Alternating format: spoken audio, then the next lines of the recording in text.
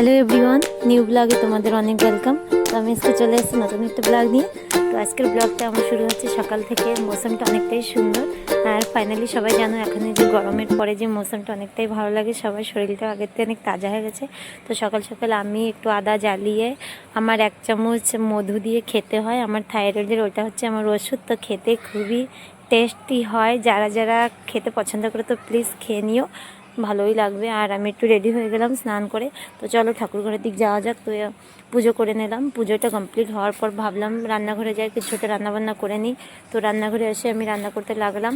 তো একটু হাতে বাটন দিয়ে বাটনটা করে নিলাম, কারণ সেপরে অনেকটাই লেট হয়ে গেছে। তো বাবুরের বরকে ভাত দিয়ে দিয়েছি, ও খাচ্ছে। তো দিদি এখানে কি কাজ করছে, বাচ্চারা তো টিভি দেখে। আর দেখো ছোট যে 2জন, ওরে বাবা এত কাজ করে আমি সত্যি ভাবতে পারি না।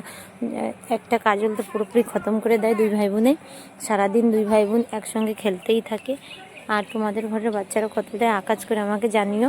আর আমার ঘরের বাচ্চারা তো পুরো দুরন্ত আকাজ করে, মানে ভাবলেও খুব কষ্ট হয়, কি আর বলবো। তো আমার ভিডিও যদি তোমাদের ভালো লাগে তো প্লিজ আমাকে লাইক কমেন্ট শেয়ার করে দিও। অ্যান্ড আমার দেখো আমাদের ছেলে কী করছে।